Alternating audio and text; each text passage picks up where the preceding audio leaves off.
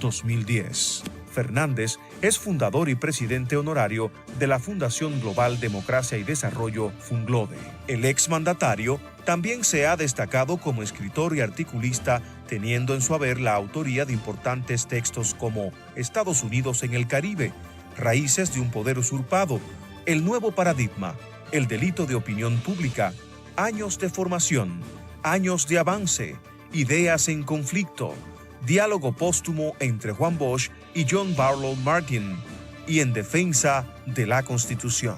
El 20 de octubre del 2019, luego de 46 años de militancia, el expresidente Leonel Fernández fue declarado perdedor de las primarias internas, denunció fraude, renunció a la presidencia y militancia del Partido de la Liberación Dominicana y anunció la formación de una organización política denominada La Fuerza del Pueblo, que junto a más de una decena de partidos lo postula de nuevo para un cuarto período presidencial para las elecciones del próximo 5 de julio.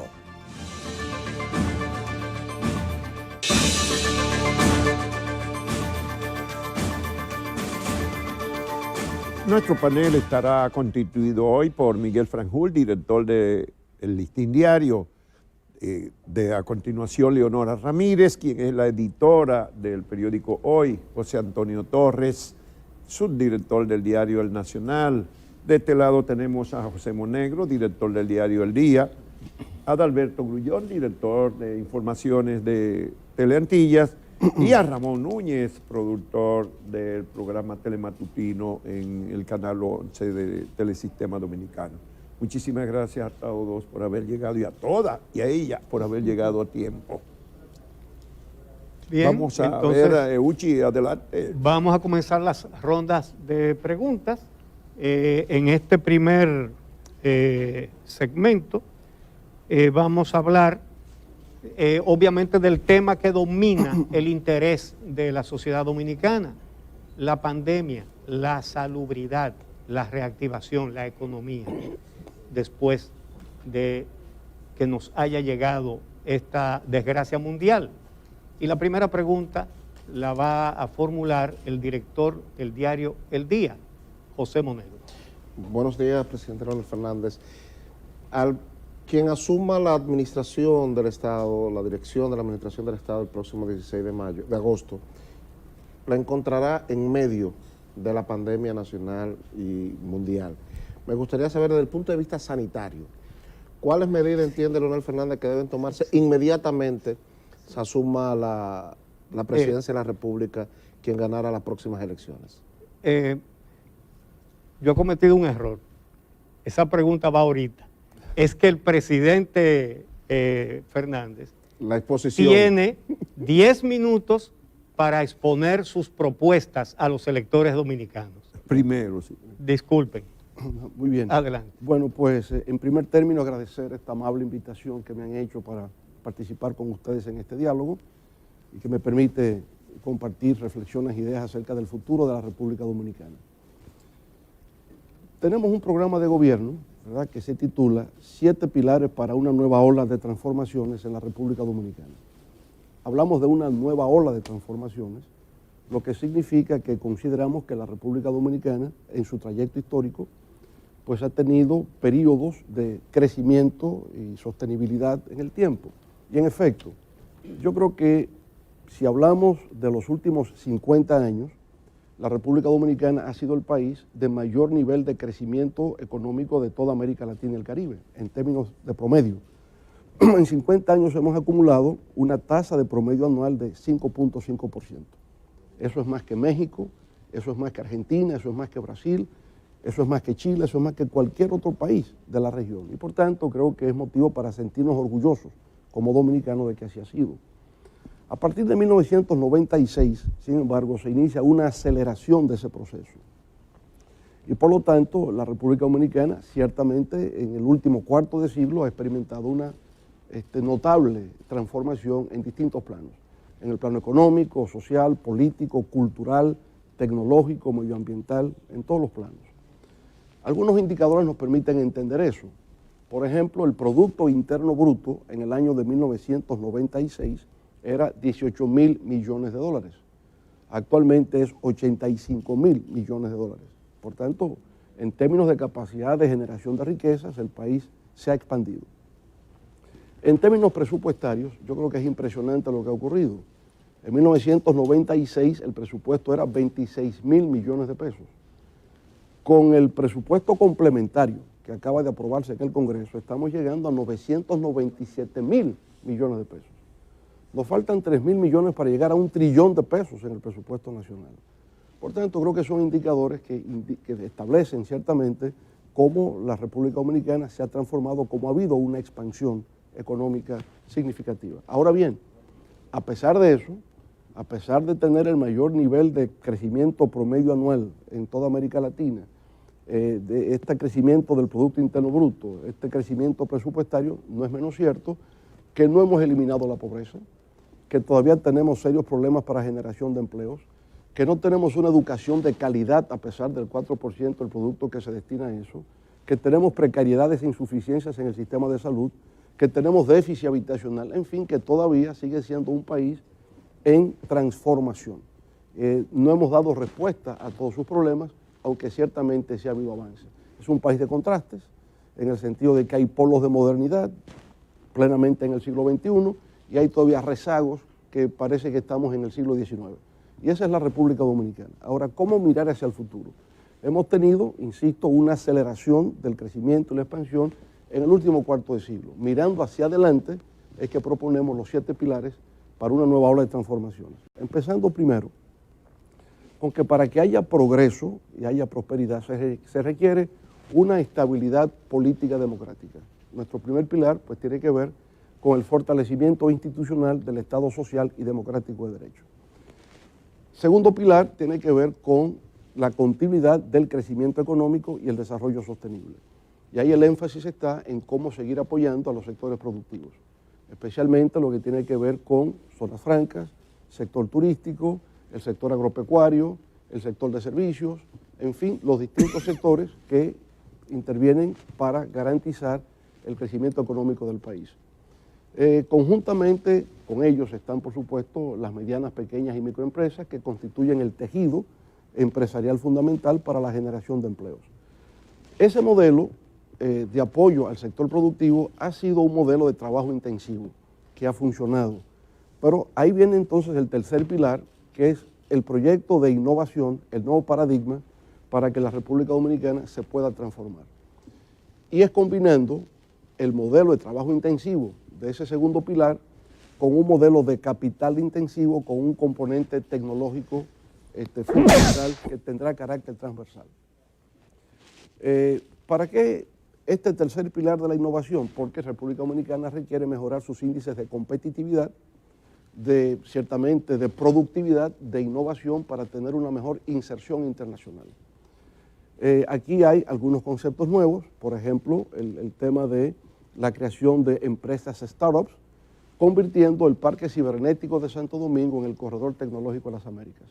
Tendríamos nuevas industrias que estarían vinculadas con la industria del software, desarrollo de aplicaciones para telefonía móvil, la robótica, la nanotecnología, la biotecnología, en fin, las distintas áreas de alta tecnología que ya tienen una existencia en el parque cibernético, es su ampliación en un corredor tecnológico vinculado con la Florida en los Estados Unidos, el cuarto estado de Estados Unidos con mayor nivel de alta tecnología, más de 100.000 empresas en el triángulo Miami, Daytona, Tampa, donde ya tenemos alguna vinculación, es ampliar eso y tener el nuevo modelo. Ahí vendría también el concepto de economía circular, el concepto de economía naranja, que es la conversión de las industrias culturales y creativas y digitales, donde ya con el turismo, la moda, la cinematografía, República Dominicana tiene una cierta presencia. Cuarto pilar tiene que ver con el estado de bienestar social. El estado de bienestar social tiene que ver con el tema de educación, el tema de salud, seguridad social, la generación de empleos, deportes, en fin, todo lo que tiene, viviendas, agua potable y saneamiento, todo lo que tiene que ver con el bienestar de la población dominicana. El quinto pilar tiene que ver entonces con la seguridad ciudadana, que se convierte en un problema hoy día para nuestro país. El sexto pilar tiene que ver con infraestructuras para el desarrollo sostenible. Aquí hay propuestas de desarrollo de infraestructuras para las 31 provincias del país y el Distrito Nacional. Hay elementos en común en esos proyectos de infraestructuras. Vemos un problema de agua potable. Si para los próximos 10 años, si no enfrentamos seriamente el problema del agua potable, tendríamos carencia en 25 provincias del país. Por tanto, el tema agua potable se convierte en una prioridad nacional en estos tiempos. Segundo, tiene que ver con el sistema energético nacional, cómo mejorar la capacidad de generación de energía que sea asequible, que sea confiable y que permita resolver o continuar resolviendo ese serio problema que hemos tenido, ¿no?, en la República Dominicana. En el área de infraestructuras, pues también tendríamos construcción de carreteras, puentes, circunvalaciones, edificaciones públicas, tendríamos el tren de carga y pasajeros que conectaría la parte de la Caribe con la parte del Atlántico, tomaría desde el puerto modal Caucedo, pasando por Jaina, se interna por el Cibao y llega hasta el puerto de Manzanillo y el puerto de Puerto Plata. Sería de carga y pasajeros como manera de, digamos, disminuir el congestionamiento que se produce en la autopista Duarte. Eventualmente se va a extender hacia la zona este del país para incorporar la zona turística a la ciudad capital, que esperamos pueda desarrollarse como un centro de convenciones para atraer turismo de negocios, turismo académico y turismo histórico y cultural.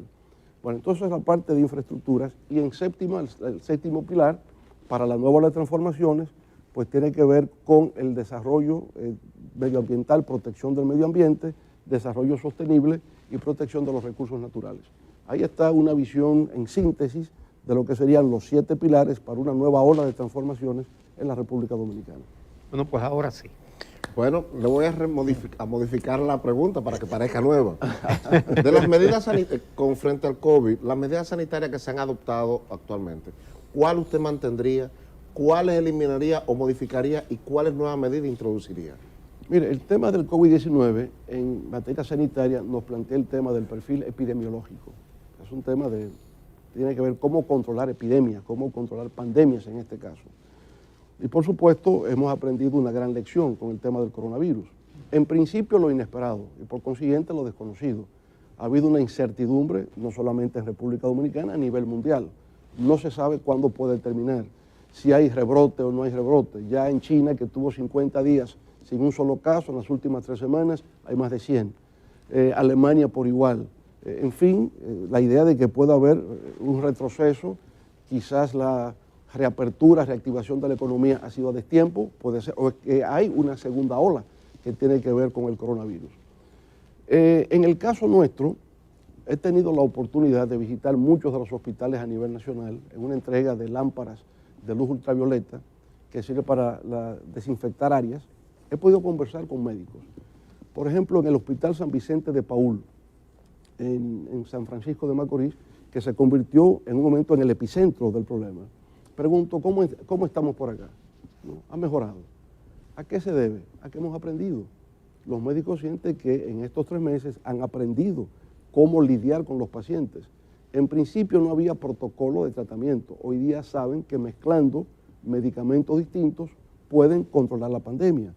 El índice de recuperación ha mejorado. El índice de fallecimientos ha disminuido en términos proporcionales. Ya se sabe hoy día la necesidad de realizar pruebas de diagnóstico que sean masivas y que sean incluyentes. En principio eso no se entendía y por consiguiente hubo un rezago por parte del gobierno en comprender que para diseñar y aplicar políticas públicas de contención a la expansión del coronavirus tenía que aplicar estas pruebas. Las pruebas fueron burocratizadas, se escogía personas de 59 años en adelante que tengan alguna precondición, ¿verdad? Y entonces eso pues impedía aplicar las políticas adecuadas. Por consiguiente, confinamiento más pruebas masivas era la reacción inicial que debíamos haber tenido. Tenemos que continuar con las pruebas hasta que tengamos efectivamente el control de la expansión del coronavirus, cosa que aún no ha ocurrido y que sabemos se mueve a distintas velocidades. Lugares donde inicialmente llegó y se está controlando, ahora se está mudando hacia lugares donde antes no había hecho acto de presencia. Miguel Franjul, director del Listín Diario. Bien, señor presidente, buenos días. Observando la descripción que usted hace de estos 7 pilares de la ola de transformaciones se me asemejan a piezas muy bien articuladas en un engranaje de recuperación nacional.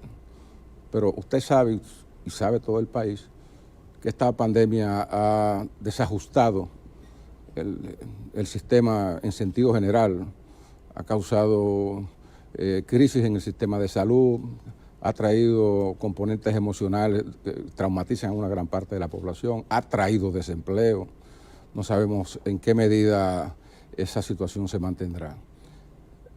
El 17 de agosto, usted asumiendo la presidencia de la República, ¿cuáles de esas piezas tendrían prioridad como para ser puestas en actividad y enfrentar la crisis? Porque hemos tenido un balance de crecimiento, de estabilidad, pero todo eso se ha ido, ahora mismo está bajo cuestionamiento. Entonces estaríamos asistiendo a la reconstrucción de un nuevo país. De esas 7 piezas o 7 pilares, ¿cuáles serían, digamos, las primeras herramientas que usted utilizaría para echar hacia adelante? La concepción de estos 7 pilares para una nueva ola de transformaciones en República Dominicana fue concebida antes de la pandemia. Por tanto, estamos hablando de un contexto donde el impacto económico, social de la pandemia no estaba previsto. Pero eso no significa que renunciemos a la idea de una nueva ola de transformaciones, porque inclusive la crisis, que es una crisis de múltiples dimensiones, no solamente sanitaria, es una crisis económica, como usted bien apunta, es una crisis social, es una crisis medioambiental, también es una crisis existencial, si se quiere, yendo más lejos. Pero viéndole el punto de vista económico, digamos, tenemos que ver el corto plazo. Y el corto plazo es la segunda mitad del año 2020. En el corto plazo, ¿qué podemos hacer? ¿Cómo le aplicamos el torniquete a la hemorragia? Sería un poco el tema, ¿no? Y por supuesto ya hay medidas que se han aplicado que nosotros mismos habíamos sugerido y que el gobierno adoptó, que hay que continuar. En términos clásicos, ¿qué es lo que los economistas sugieren cuando hay una situación de contracción económica o de recesión? La aplicación de políticas anticíclicas. ¿Qué significa? Aumento del gasto público. Inevitablemente hay que aumentar el gasto público como reacción a una recesión económica. Por suerte que esta vez el mundo lo ha entendido. No lo comprendió así cuando la crisis financiera global. En Europa se aplicaron políticas de austeridad o recorte al gasto que a su vez entonces provocaron situación de descontento social y por supuesto impacto de tipo político. Todo el que estaba en el gobierno se fue. Si estaba la socialdemocracia, vino la derecha. Si estaba la derecha, vino la socialdemocracia o un tercer partido independiente. Bueno, ahora el mundo ha comprendido que frente a una situación de paralización de la economía, con contracción muy fuerte en el caso de Europa, menos 9.5, en el caso de América Latina, menos 6.5, de acuerdo con lo que ha dicho la CEPAL, en el caso nuestro, en principio crecimiento cero, lo cierto es que la única posibilidad está en aplicar políticas de expansión del gasto público. ¿Por dónde se hace? Primero por políticas monetarias. En los bancos centrales toman el control de la situación. Flexibilidad en lo que tiene que ver con el encaje legal.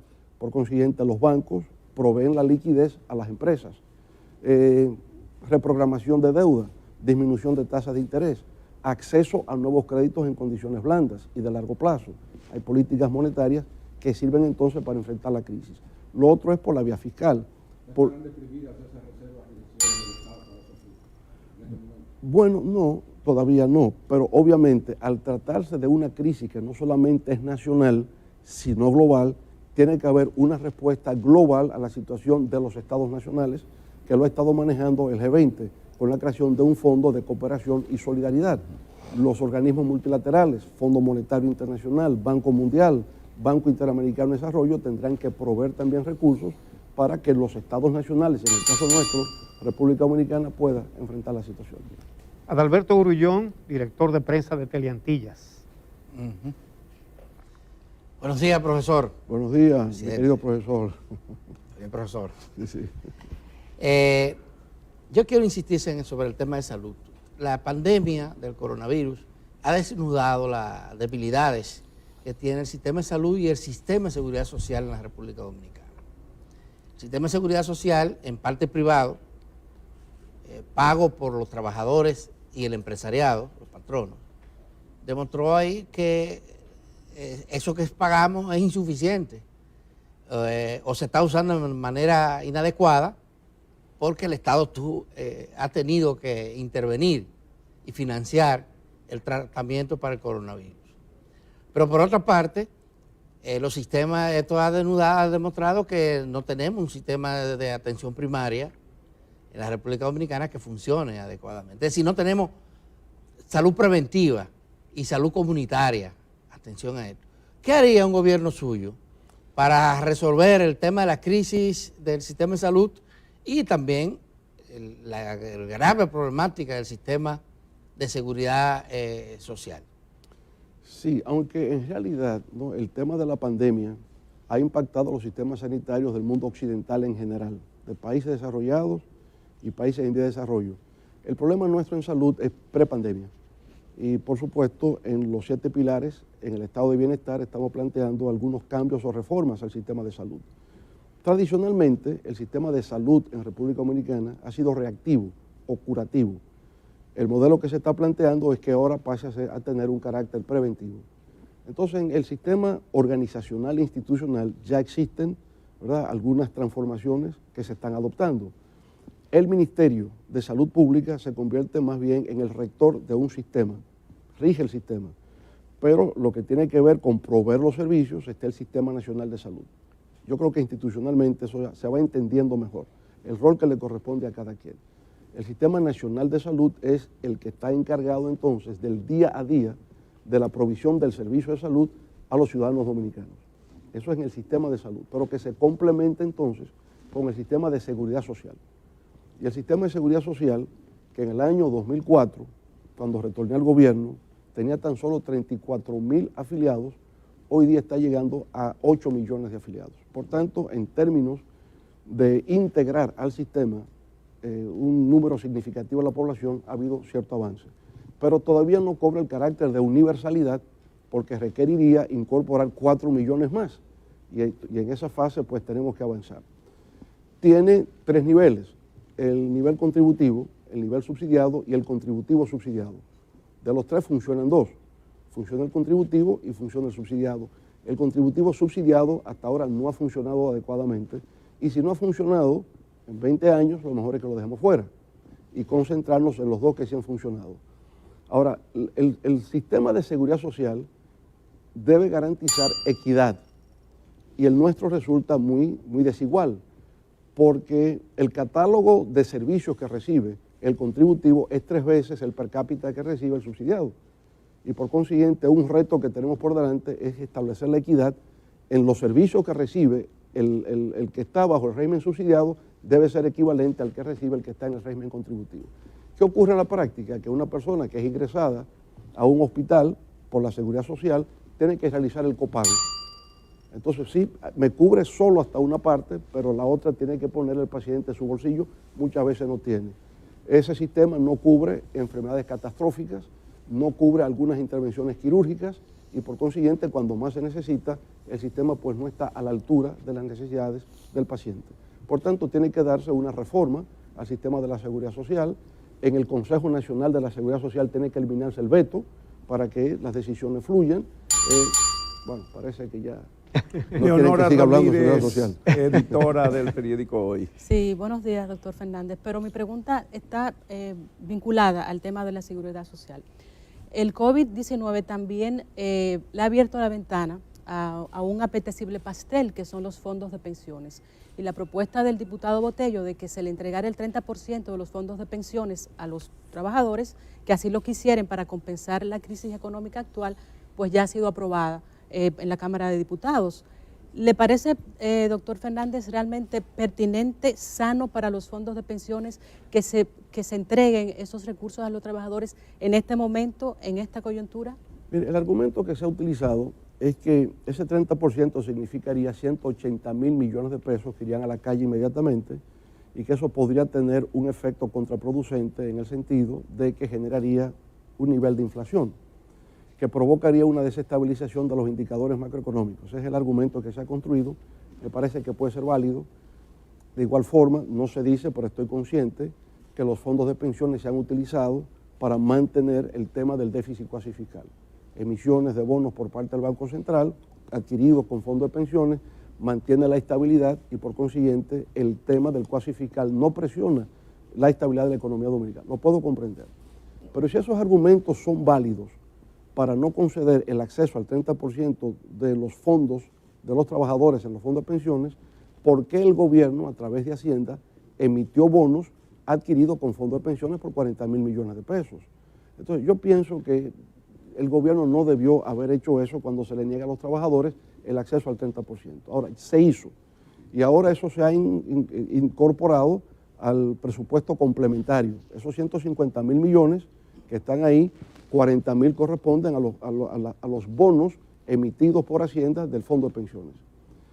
Hay 10.000 millones de esos 40.000 que son para pago de deudas en obras públicas. Yo me imagino lo que hay detrás. Es que en el pago de esas deudas a contratistas hay un porcentaje que se va a tomar para aplicarlo en la campaña electoral. Eso no es justo. En medio de una pandemia, en medio de lo que estamos ocurriendo, el que se tomen 10.000 millones para eso no es correcto, éticamente no es correcto, y por otra parte le estamos negando a los trabajadores algo para que el gobierno se beneficie por otro lado. Yo he dicho, ya la operación se hizo, lo que tenemos que hacer es reorientar su gasto, que esos 40.000 millones se pasen directamente a los trabajadores y que el gobierno, claro, salieron del Banco Central y están en el Banco de Reservas, ya salieron. Y esos 40.000 millones están presupuestados, acaba de aprobarse. Entonces yo, digamos, lo que diría es, ni siquiera se anule, se reoriente su gasto en favor de los trabajadores. Y que el gobierno, como dice, como se alega, que los trabajadores, al pedir el acceso al 30%, lo que están es erosionando sus ahorros. Entonces, como el gobierno asumió los 40.000 millones como deuda, que siga siendo deuda del gobierno y que se transfiera directamente a los trabajadores. Ramón Núñez Ramírez, director de Telematutino 11. Buenos días, señor presidente. Buenos días, amables televidentes. Presidente, para el presupuesto de este año, lógicamente antes de la pandemia, el sector salud apenas tenía 1.8% del PIB. Pero cuando decimos sector salud, ahí está el agua, ahí está la caja, ahí está INAPA. Es decir, lo que le queda realmente a la salud como tal es mucho menos. Cuando uno lo compara con que el pago de los intereses de la deuda es 3.4% del PIB, uno realmente se conmueve. Hay sectores que han pedido un 4% también del PIB para salud, pero si uno suma 4 en salud, 4 en educación y 3.4 en intereses de la deuda, ya estamos en 11.4. Frente a 14% del PIB de ingreso tributario, no queda absolutamente nada para todos los sectores. Mi pregunta, presidente, es ¿de qué manera usted va a poder aumentar el gasto en salud? Mire, al final es el tema fiscal que tenemos por delante. Con ese 14% del PIB, en términos de ingresos tributarios, estamos por debajo de la media latinoamericana. Ahora, ¿por qué ha ocurrido esto? Bueno, ocurrió porque cuando pasamos al DERE-CAFTA, ¿no? Teníamos antes la Iniciativa para la Cuenca del Caribe, que permitía el libre comercio unilateral. Teníamos acceso al mercado norteamericano de productos, bienes y servicios de República Dominicana exento del pago de arancel unilateral, pero cuando viene el DERE-CAFTA se convierte, digamos, en recíproco, hay que reciprocar. Y por tanto la economía dominicana tiene que abrirse a la importación de bienes y servicios de los Estados Unidos también exentos del pago de arancel. Eso modifica por completo el sistema fiscal de la República Dominicana. Hasta ese momento teníamos un 20% de presión fiscal. Al cambiarse el sistema y ya no depender de aduanas, sino que se transfiere a impuestos internos, tuvimos una baja de ese 20% a un 15% y luego se reduce a un 14% y en un momento 13.7%. Entonces, la meta nuestra, de acuerdo con la Ley de Estrategia Nacional, para el 2030 nosotros tenemos que volver a tener el 20% de presión fiscal. Hay que subir un 6% de presión para que República Dominicana tenga el espacio fiscal necesario para poder atender sus políticas sociales. Entonces, en el sector salud, lo que la ley prevé es que tengamos un 5% del PIB en el año 2030 solo para el sector salud. Hoy día prácticamente imposible por las razones que estamos hablando. Y en medio de una pandemia, en medio del impacto económico que la pandemia ha tenido, sería inoportuno plantearse una reforma fiscal en estos momentos, cuando lo que estamos hablando justamente es de cómo incrementar el gasto, ¿verdad? Pero ese gasto tendrá que ser por diferentes fuentes, acceso a organismos multilaterales, hay un tema de endeudamiento que se explica por las razones especiales, excepcionales en las que estamos, pero a posteriori sí tiene que verse el cómo efectivamente se pueden incrementar los ingresos del Estado para hacer frente a estas demandas de tipo social, que es donde está la mejoría de la calidad de vida de la población. De manera que lo que invertimos hoy día en salud es insostenible, está muy por debajo de los estándares internacionales, pero eso va vinculado a la política fiscal, que inevitablemente tiene que acompañarse de lo que establece la Ley de Estrategia Nacional, de un 20% de presión fiscal, un 5% del PIB destinado al sector salud. José Antonio Torres, el subdirector del diario El Nacional. Presidente Fernández, continuando, para darle oportunidad de que usted continúe desarrollando aún más el tema sobre el gasto en salud, será necesario, aunque usted decía esto está involucrado en lo que es la Estrategia Nacional de Desarrollo, pero será necesario volver a una reforma fiscal para poder llevar ese 14% del PIB a un 20% que usted dice que es la media en América Latina. Sí. La realidad es que después de esto será una necesidad incrementar el gasto en salud pública, Sí.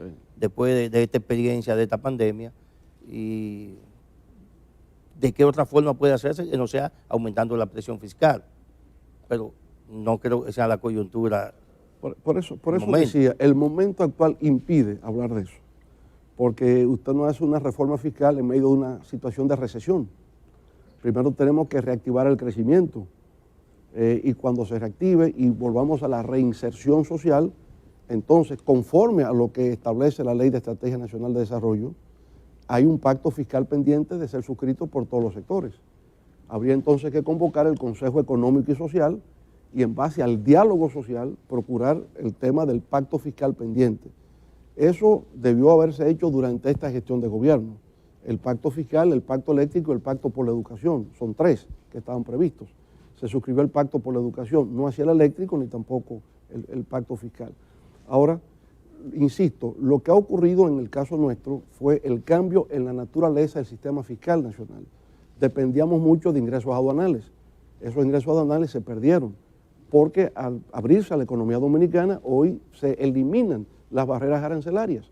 Entonces, se transfiere lo aduanal hacia impuestos internos. Pero resulta que impuestos internos tenemos un modelo económico que se fundamenta en incentivos fiscales para atraer la inversión. Eso es así para turismo, eso es así para zonas francas, y si nosotros eliminamos esas exenciones fiscales, eso se va, y se va a otro sitio donde le ofrezcan esas ventajas. Entonces quedamos atrapados entre el modelo que tenemos y la sustitución del sistema fiscal donde percibíamos ingresos por vía aduanal. ¿Cómo resolver eso? Yo diría que es el gran desafío de los años por venir. Bien, amigos, pueden seguir este programa y participar en él formulando preguntas a nuestro invitado, el doctor Leonel Fernández, por estas direcciones que están aquí. Informativo Bosta, Teleantillas Canal, Telesistema Canal 11, Uchilora, en fin, pueden formular sus preguntas al doctor Leonel Fernández. Vamos a hacer una pausa y regresamos con la segunda ronda de preguntas, esta vez sobre los temas de políticas económicas, ¿verdad? Bien, en un momentito.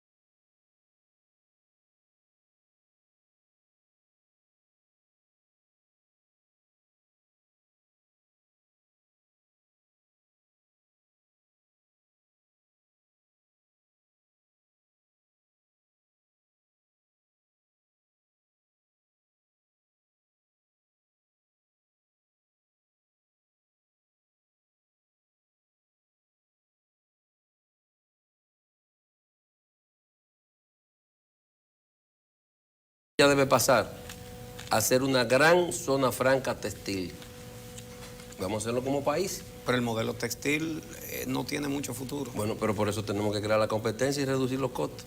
En el año 2004 se realizan las propuestas de los candidatos, por primera vez con todo el grupo de comunicaciones Corripio, moderado por Luis Eduardo Lora y Juan Bolívar Díaz, del 27 de abril al 7 de mayo en 2 rondas. Participaron los candidatos presidenciales Hipólito Mejía, Leonel Fernández y Eduardo Estrella. Las Fuerzas Armadas pueden jugar un rol de primer orden en la protección y el desarrollo fronterizo.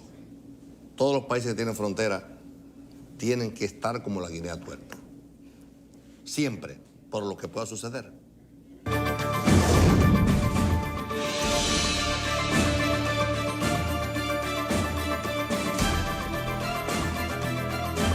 Esta ronda la iniciamos con Adalberto Grullón, director de prensa de Teleantillas. Bueno, esta ronda la vamos a centrar en los temas económicos, como han dicho ustedes. Y yo quisiera preguntarle, profesor, ¿cómo usted va a enfrentar la situación de descenso de la economía, de recesión de la economía, para no hablar todavía de crisis, aunque se estaba vaticinando una crisis post-pandemia en la República Dominicana? Y por otro lado, el mundo está cuestionando el modelo neoliberal que durante más de 4 décadas ha estado dominando en un país más que en otro. Ahora todo el mundo está pidiendo la intervención del Estado en la economía, cuando eso era una maldición. O sea, todo el mundo estaba criticando al Estado. Pero resulta que los estados, y en el caso nuestro, el Estado Dominicano, ahora no tiene con qué responder a todas las demandas de la sociedad, porque es un Estado pobre, podría casi decirse. ¿Qué usted plantea sobre eso? Si estamos si usted reconoce que estamos en presencia de una crisis del modelo neoliberal y por otro lado de la situación económica local. Sí, bueno, desde el punto de vista ideológico, ¿no? El modelo neoliberal siempre ha estado en crisis, porque cuando usted parte de la premisa de un fundamentalismo de mercado, de que el mercado es que lo decide todo y resulta que el mercado por naturaleza es desigual. Hay quienes tienen acceso y quienes no. Eso quiso ser una respuesta. Escúcheme, presidente, sí, pero usted le dio rienda suelta a eso. A usted se le señala como el instalador más de ese modelón que comienza ya en los 80, en el caso de la República Dominicana. Pero recuerde que el modelo nuestro siempre fue economía social de mercado, nunca neoliberal. Es decir, el rol del Estado siempre jugó un papel central en nuestros gobiernos, siempre. El tema es el equilibrio. Yo creo que hay 2 modelos, ¿verdad?, que se rechazan mutuamente, los fundamentalismos. Hay fundamentalismo de Estado y hay fundamentalismo de mercado. Ninguno de los dos da resultado. El fundamentalismo de mercado plantea la inequidad de entrada. Nosotros nunca fuimos neoliberales. El modelo estatista de que el Estado es el único motor posible para el desarrollo también conduce al fracaso. El modelo ecléctico que ha sido el nuestro, el mercado en una economía de libre competencia sirve para la asignación de recursos. El Estado regula, el Estado vigila, el Estado es el que tiene la facultad y la autoridad, ¿verdad?, para trazar las políticas públicas que se aplican. Entonces, combinar Estado con mercado, ese modelo ecléctico, yo creo que es el mejor en un sistema de economía social de mercado. Ahora, respuestas nacionales al tema del impacto económico de la crisis, solamente Estados Unidos, que puede emitir 5 trillones de dólares aprobados en el Congreso y el Tesoro americano. ¿Qué otro país puede hacer? Ni siquiera en Europa. En Europa ha sido la Unión Europea que está autorizando 900.000 millones de euros para los 27 países, pero España no puede hacerlo solo, ni lo puede hacer Francia. Solamente Estados Unidos está en capacidad de poder emitir tal cantidad de recursos. Insisto, en el caso de los países con economías emergentes o economías en desarrollo como República Dominicana, el Estado Nacional no está en capacidad tampoco de resolver todo eso. Por eso insisto, tiene que haber inevitablemente una respuesta global, y no por altruismo ni por razones humanitarias.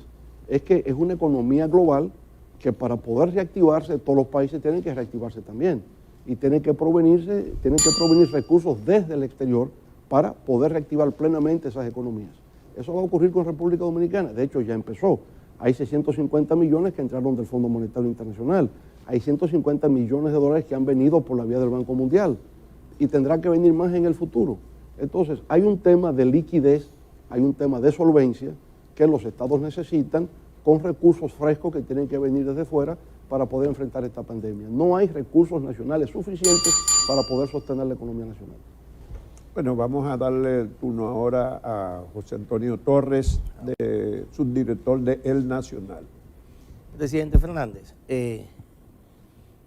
usted ha dicho, acaba de decir, que los países emergentes como República Dominicana, con economías débiles, necesitan de captación o de la colaboración de organismos internacionales, organismos financieros, Banco Mundial, BID, Fondo Monetario Internacional. O sea, eso significa entonces que en una gestión suya seguiríamos la escalada de endeudamiento externo. Claro, ahora hay una situación excepcional, claro. ¿Verdad? Pero ¿está República Dominicana en capacidad de seguir endeudándose externamente?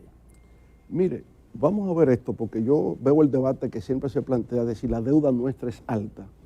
Yo diría, el problema de República Dominicana no es el volumen de la deuda. El problema de República Dominicana es el espacio fiscal para poder resolver el tema de la deuda. Es otra cosa. Porque el problema de deuda se ha convertido en el tema fundamental de la economía global hoy día. ¿Cuáles son los países más endeudados? Los más ricos. Estados Unidos tiene hoy día una deuda equivalente al 125% del PIB. Estamos hablando de que la deuda norteamericana son 25 trillones de dólares. La segunda economía del mundo, que es la China, tiene una deuda equivalente al 250% del PIB. Si usted va a Europa, Italia, 260% del PIB.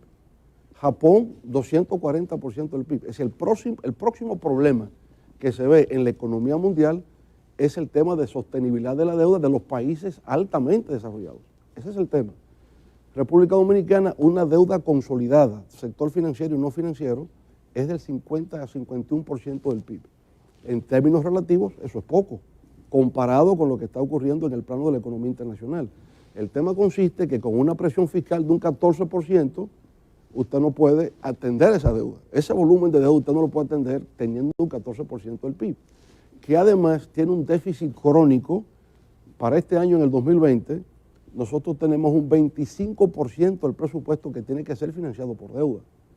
Eso representa en el presupuesto de este año, antes de la pandemia, 265.000 millones de pesos. Eso está ahí. Con la pandemia sube 165.000 más y por tanto el déficit de este año, el déficit presupuestario, es de 400.000 millones de pesos. Eso es la parte estructural de la economía dominicana. Entonces, lo que nos preocupa es que la deuda siga creciendo como consecuencia de que tenemos un déficit presupuestario inevitable debido a una insuficiencia de ingresos por una presión fiscal relativamente baja con respecto al resto de la región. Bien, Ramón Núñez Ramírez, director de Telematutino 11. Gracias, presidente. Dentro de todo ese mismo contexto del endeudamiento, hay un tema que se trata poco en la economía dominicana, que es el cuasi fiscal y la deuda del Banco Central.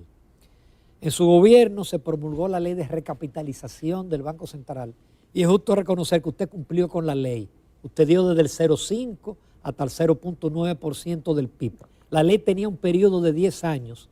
En este gobierno se estableció en cada presupuesto un 0,7% del PIB, es decir, se le pasó por encima a la ley, nunca se cumplió, hubo años en los cuales no se le dio un solo centavo al Banco Central y eso provocó que a febrero de este año la deuda del Banco Central ascendiera a 630.000 millones.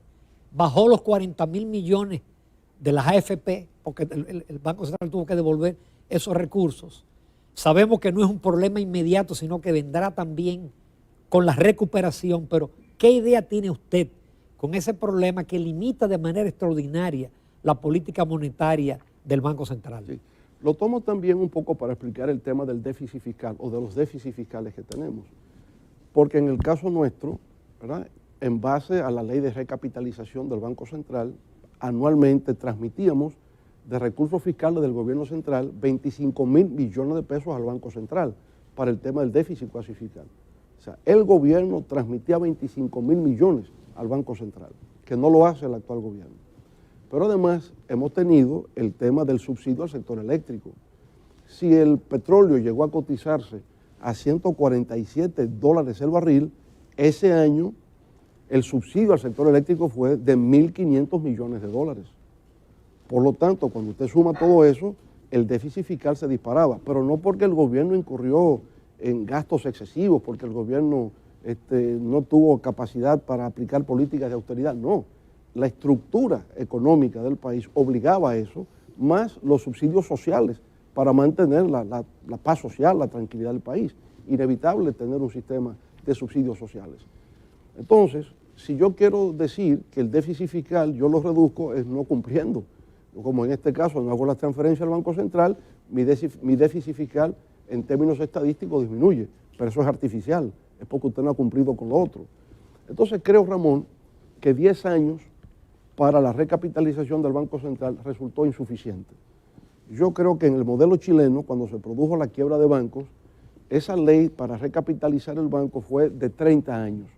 Eso es un tema que usted tiene que mandar a futuro, porque no, al menos que se busque que el gobierno sea el que tenga que pagar y por consiguiente eso no hay 4% para educación ni habrá 5% para salud porque el dinero no existe. Si estoy enfrentando un problema de 630.000 millones de pesos en un plazo corto, entonces tengo que no invertir en otras áreas. Yo creo que eso es un tema estructural que se resuelve en el tiempo o se hace relativo en la medida en que la economía crezca. Si el Producto Interno Bruto sigue creciendo una tasa promedio anual de 5 o 6%, el valor relativo de la deuda disminuye y el valor relativo del cuadro fiscal también disminuye. Entonces el tema es cómo volver a la reactivación del crecimiento y a la sostenibilidad de ese crecimiento. Y ahí es que planteamos, ¿verdad?, la combinación del modelo de trabajo intensivo con capital intensivo para que la República siga avanzando en un nuevo círculo virtuoso de los próximos 25 años. La editora del diario Hoy, Leonora Ramírez. Gracias. Presidente Fernández, una de las debilidades que tiene la economía dominicana es ese crecimiento sostenido en los últimos 30 años que exhibe el país, ¿no?, pero desigual, demasiado desigual, con demasiados bolsones de miseria, con demasiada pobreza, con salarios deprimidos, con un 56% de los trabajadores en el sector informal. ¿Qué propuestas tiene usted para revertir ese modelo que no es virtuoso a partir de esos bolsones de miseria que tenemos? Esas son las deficiencias y carencias que tiene el modelo, de que no ha dado respuesta integral, ¿no?, a los problemas nacionales. Y ciertamente un sector importante de la economía del país está todavía en el área informal. ¿Qué podríamos hacer con eso? Hay que buscar la manera de integrarlos al sistema formal. ¿Pero cómo? Habría que crear algún incentivo. El incentivo sería la amnistía fiscal. Vamos a partir de cero. Y vamos entonces a partir de esa amnistía fiscal crear las condiciones de tecnificación, de capacitación, de desarrollar una cultura empresarial, cómo se lleva la empresa, contabilidad, rendición de cuentas, transparencia, mercadeo, ventas, o sea, instruirles en lo que es una empresa moderna. Eso tendría que ser labor del Estado, esa capacitación, creación de recursos humanos, se integra y entonces ya tendríamos un mayor control o dominio de cómo estaría funcionando la economía nacional. Mayor apoyo a las pymes. Yo creo que el tejido económico social descansa en las pymes, micros, pequeñas y medianas empresas. Creo que hay que estimular más el desarrollo de la industria local y que la industria local no se produzca la dicotomía entre zonas francas, que son las que exportan, industria local, que es solo para el mercado interno.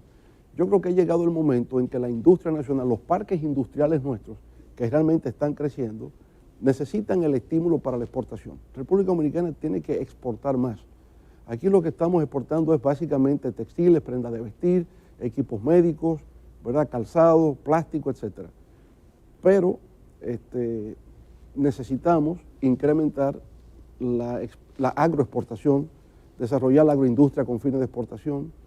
Esas áreas todavía requieren más apoyo por parte del Estado para poderse desarrollar, diversificar nuestra economía, crear nueva generación de empleos y por consiguiente enfrentar esos problemas sociales de viviendas, el déficit de viviendas que tenemos, el problema del agua potable, el problema de la calidad de la educación, el sector salud que hemos hablado. Es decir, hay un déficit social, ¿verdad?, que tenemos porque la economía todavía tiene problemas, no en su concepción, sino en los incentivos fiscales que se aplican para poder mantener el tipo de empresas que tenemos. Y que es inevitable que así sea, pero tenemos que buscar la solución para aumentar los ingresos fiscales y atender la problemática social del país. José Monegro. Presidente, el panorama económico que tenemos es, sabemos que vamos a terminar con un déficit fiscal entre un 7 y un 9% del Producto Interno Bruto. Tenemos ya, como consecuencia de la pandemia, 150,000 despidos y se estima que solamente que alrededor del 20-25% de los que están suspendidos no serán reincorporados a sus empleos por la misma situación en que están las empresas. ¿Cuáles medidas plantea el presidente Leonel Fernández adoptar para recuperar esos empleos perdidos y medidas rápidas a mediano plazo? Porque estas son gente que tienen que mantener a sus familias. Sí, insisto, hay temas de corto plazo y temas de mediano y largo plazo. En el corto plazo todo luce sombrío. Es la situación mundial. Cuando usted ve que están quebrando empresas como JCPenney en los Estados Unidos, que Warren Buffett acaba de perder 50,000 millones de dólares, bueno, algo extraño está ocurriendo en el mundo. El mundo entero hoy día está en esta situación de incertidumbre, pero al mismo tiempo crisis traen oportunidades. Y yo creo que República Dominicana, como consecuencia de la pandemia, tendrá oportunidades que no había soñado antes y que van a contribuir, digamos, a expandir aún más nuestro potencial de crecimiento económico y desarrollo sostenible. ¿A qué me refiero? Yo creo que la pandemia va a generar un nuevo orden mundial, y ese nuevo orden geoeconómico y geopolítico. Y en ese nuevo orden mundial, las cadenas globales de valor se van a trasladar. Estados Unidos no puede darse el lujo, por ejemplo, de tener la industria farmacéutica, empresas norteamericanas en China, en la producción de antibióticos, en la producción de vitaminas, en la producción de equipos médicos. No puede. No puede trasladarlo a Estados Unidos porque los costos de eso se incrementarían mucho. Entonces ahí está la República Dominicana, que ya tiene un modelo de zonas francas, que hay una industria farmacéutica que ya existe acá, donde hay empresas norteamericanas de renombre mundial que están en el país. Yo estoy seguro que algunas 5,000 empresas del área de farmacéutica, muchas pueden venir a la República Dominicana como consecuencia de ese reordenamiento económico que tendrá lugar, por razones de seguridad nacional para Estados Unidos. Y así, o sea, toda crisis, si bien crea impactos negativos, genera oportunidades. Y este reordenamiento va a traer oportunidades para la República Dominicana de nuevas empresas y por tanto nueva generación de empleos. ¿Qué va a ocurrir de aquí a septiembre, agosto? No va a ocurrir en tan corto plazo. Por eso digo, el corto plazo es un tema de supervivencia, no solo República Dominicana, a nivel mundial. Pero ya empieza lentamente, en forma gradual, una reactivación, una reinserción, y las economías empiezan poco a poco a despegar. Ya para el 1 de julio tendremos los primeros vuelos turísticos que vendrán a la República Dominicana. No esperamos que el sector turístico se recupere inmediatamente, ¿verdad? El Organismo Mundial de Viajes y de Turismo plantea que el turismo se recuperará entre 18 y 24 meses. Todo el mundo está consciente de que así será, pero irá gradualmente y por tanto los empleos que se han perdido en el sector turístico poco a poco se irán recuperando. Y así, o sea, estamos en mal momento, pero gradual, en forma sistemática, iremos recuperando conjuntamente con la economía mundial. Miguel Franjul. Señor presidente, cuando usted terminó su último periodo de gobierno, los sucesores dijeron haber encontrado en el Palacio Nacional un maletín lleno de facturas y de deudas. Si usted gana la presidencia de nuevo, ¿con qué espera encontrarse? Bueno, habrá un maletín lleno de deudas también. Y ahora, digamos, con facturas de mayor nivel. Pero no haría referencia a eso. Yo pienso que todos estamos conscientes que en una situación como la que estamos, inevitablemente hay que recurrir al crédito internacional. Porque también hay una fiesta. Yo creo que hay el criterio como que el crédito es malo. Y el crédito no es malo. Las empresas funcionan en base al crédito. Por ejemplo, esas empresas turísticas, todas tienen deuda con los bancos. Ahora los bancos tienen una preocupación de cómo, con el colapso del sector turístico, esas cadenas hoteleras le van a pagar a los bancos. Pero los bancos saben que a su vez ellos tienen cuentas por cobrar. Es una cadena de cosas que se da. El mundo funciona así. Nadie invierte su dinero, cogen prestado a los bancos y sobre esa base es que se realizan las obras. Entonces, el tema del crédito es cuando usted se excede en su capacidad de pago. Cuando no hay, digamos, una planificación de lo que se necesita. Pero la Gran Depresión de los años 30 La política keynesiana ciertamente consistió en el endeudamiento público como forma de financiamiento. Ahora, una vez superado, usted no tiene por qué endeudarse. Si no tengo por qué, si yo planifico y no hay razón para el endeudamiento, pues no. Pero el déficit no es algo malo per se. El déficit es una opción de política económica en una coyuntura determinada. Claro, se encontraría con un nivel de valor del dólar aquí superior al que usted había encontrado en su primer de los 2 periodos últimos. ¿Cómo manejaría usted esta situación? Bueno, mire, estamos llegando casi a estabilización 60 por 1, ¿no? 59, 60 por 1. Las razones las entendemos. Las áreas generadoras de divisas son las más afectadas, turismo, zonas francas y remesas. Ahora, en un caso extremo, el Fondo Monetario provee recursos de apoyo a balanza de pagos y por lo tanto hay una manera de contener la caída libre del valor del peso dominicano. Ese es el papel de un organismo monetario internacional como el Fondo Monetario. Finalmente, hasta derechos especiales de giro, ¿verdad?, que permiten establecer intercambio con cualquier tipo de moneda dura. Es decir, hay políticas de rescate a nivel internacional para evitar el colapso de las monedas y por consiguiente crear el peor escenario de una situación económica, que sería estancamiento con hiperinflación. La economía no crece, hay un colapso de la moneda y una hiperinflación, eso sería una cosa realmente horrible para la humanidad. Por lo tanto, insisto, hay respuestas globales a problemas de ese tipo. Presidente Fernández, el Sistema de las Naciones Unidas para el Desarrollo ha diagnosticado que la República Dominicana es el país que más ha desaprovechado en el mundo, más de 50 años, más de medio siglo de crecimiento económico formal, para que no lo ha podido convertir en desarrollo social. Usted presidió durante 12 años, casi la cuarta parte de ese periodo, el país, y ahora en situación mucho más desventajosa. ¿Qué garantía puede darle que podría cambiar esa desigualdad que se diagnostica? Mire, nadie puede negar, Juan Bolívar, que ha habido progreso en la República Dominicana. Es demasiado evidente. No, lo dice Naciones Unidas, que sí ha habido progreso. Sí, sin duda. Por eso digo, y además usted lo nota. Usted va a cualquier provincia, por ejemplo, yo voy a Moca, y la entrada a Moca está el supermercado gigantesco. No recuerdo cuál de ellos, pero hay un supermercado en Moca y otro en La Vega. Y usted pregunta, ¿y por qué ese supermercado está ahí? Porque hay poder de compra, sencillamente. Ahora, ¿por qué en Moca puede haber capacidad de compra en ese gran supermercado? Porque hay una producción avícola que genera 800 mil millones de pesos al año. Y cuando usted se mete por los barrios de Moca, usted ve unas residencias lujosas, y eso ¿quién lo paga? Los huevos y los pollos que se producen ahí. Es tan sencillo como eso. Ahora, el tema, e insisto, yo llego hasta Montecristi, ya yo veo cómo eso ha ido evolucionando, y paso por Dajabón y me doy cuenta, sí, ha habido un progreso material, se nota. San Francisco de Macorís, yo recuerdo, eso era lodo y polvo, y hoy usted llega, oiga, impresiona. Usted coge el Boulevard del Atlántico y el país ha progresado. Ahora, ¿cuál es el problema? Que no ha sido equitativo. Hay unos polos de modernidad y unos polos de su desarrollo que coexisten, que conviven en nuestro país. Y el gran reto es cómo somos incluyentes. Ahora, el ser incluyente es un problema de política fiscal, porque si en los estados, si el gobierno carece de los recursos suficientes para eso, no vamos a lograrlo.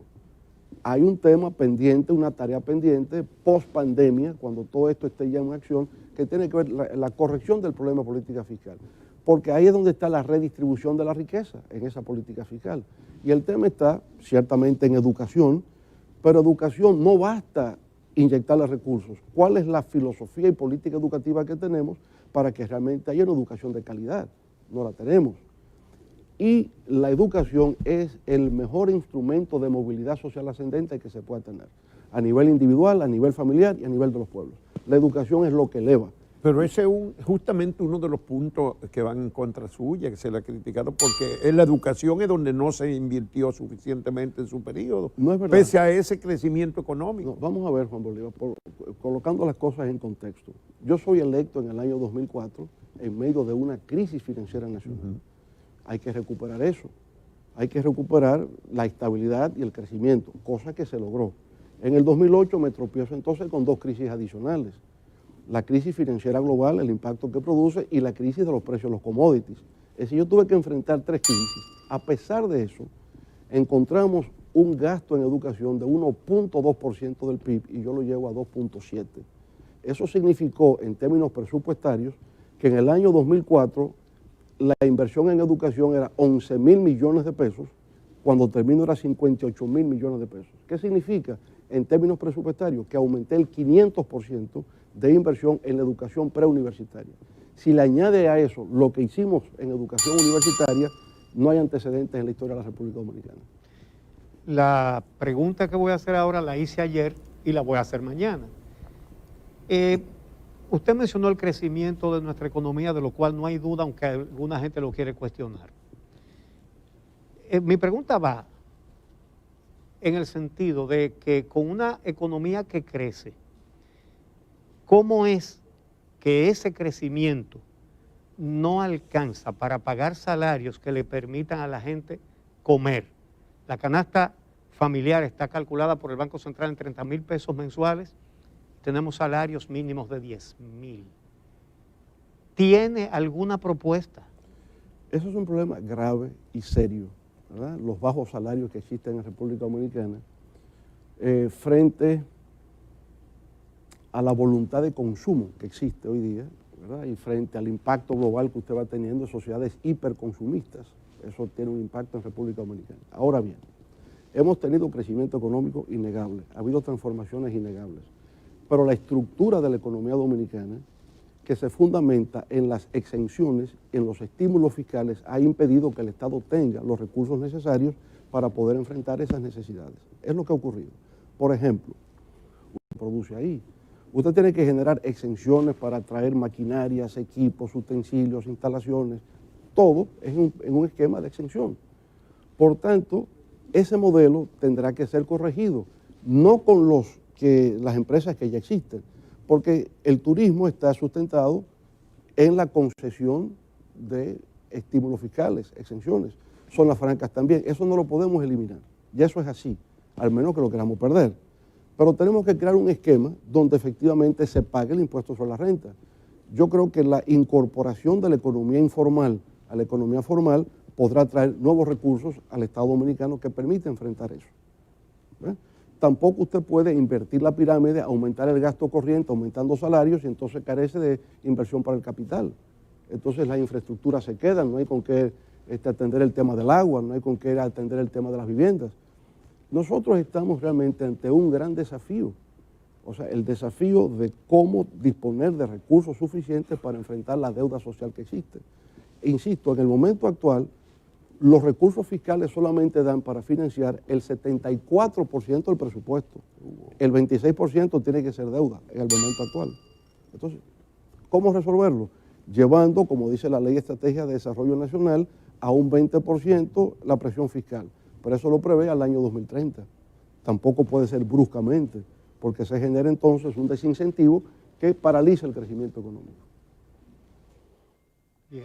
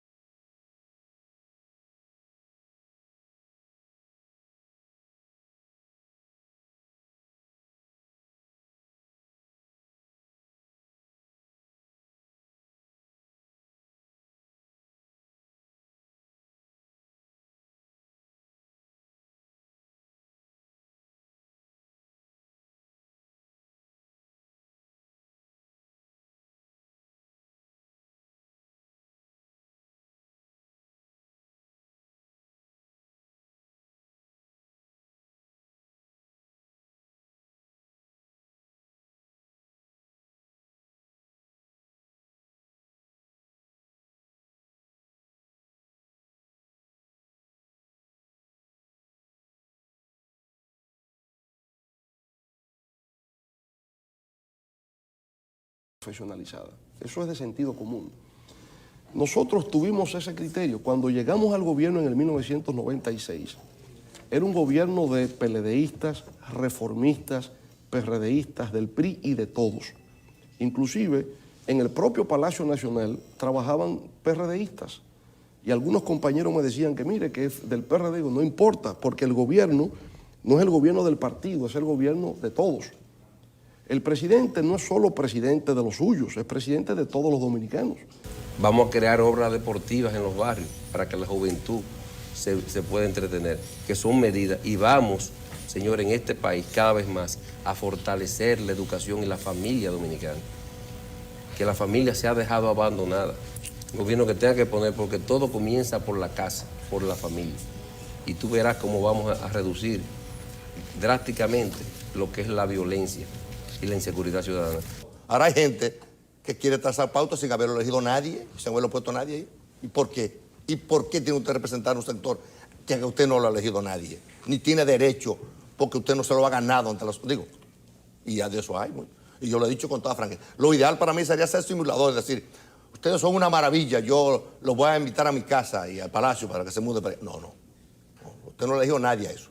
A mí hay que ir con gente que lo haya elegido en la sociedad, en su gremio, pero no de esos que tienen 40 años ahí.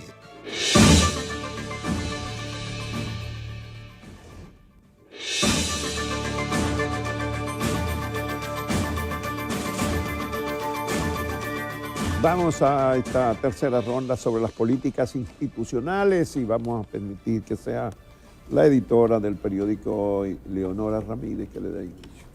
Bien, presidente Fernández, una o otra de las debilidades que tiene y arrastra la República Dominicana tienen que ver con la corrupción y la impunidad y ese maridaje entre los poderes del Estado que impide que haya realmente una justicia independiente, aunque nominalmente se diga, pero los hechos demuestran todo lo contrario.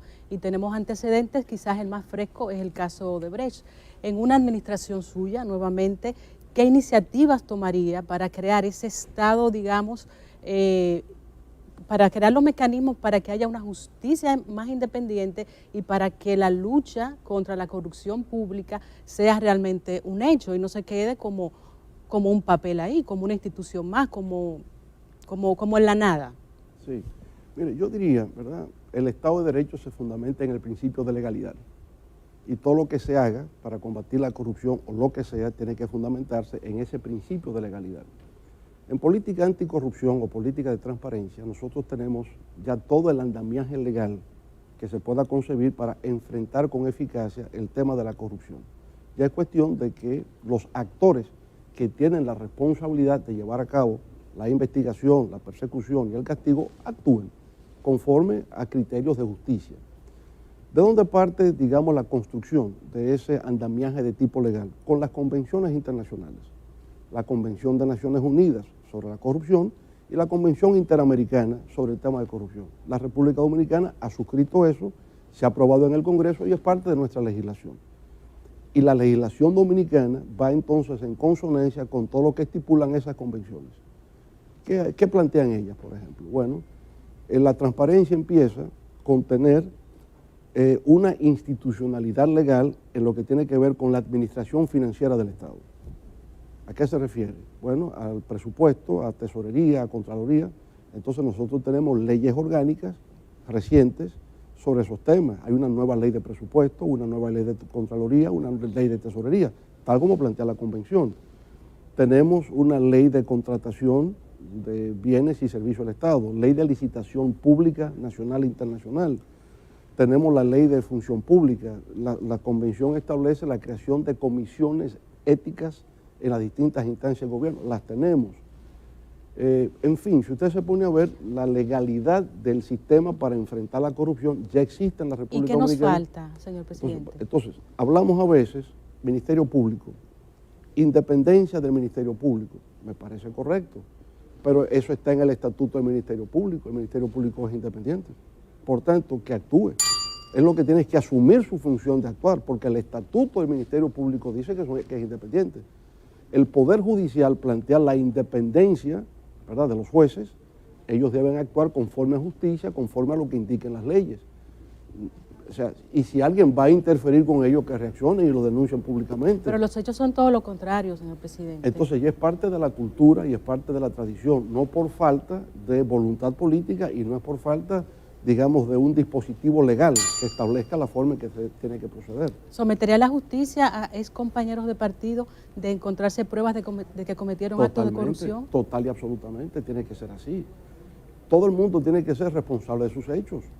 Si en efecto hay elementos probatorios irrefutables de que usted ha incurrido en actos reñidos con la ley, usted tiene que responder frente a la justicia y la justicia tiene que actuar. Debe ser así. Mi pregunta está relacionada con ese tema. Y igual que la anterior, la hice ayer y la voy a hacer mañana también. Por ejemplo, en el caso de Odebrecht, las autoridades investigaron las obras de Odebrecht que se realizaron y se contrataron en su gobierno y en el gobierno del PRD de Hipólito Mejía. Y no se investigó ni una sola hecha en el actual gobierno, que fue cuando más se hicieron y se hicieron las más caras, ¿verdad? La Odebrecht confesó que pagó sobornos. Entonces, tenemos a un procurador general de la República que viene del Comité Central del partido, a un presidente de la Suprema Corte que viene del Comité Central del partido. Y ese mismo problema se replica en la Cámara de Cuentas y en otros tribunales.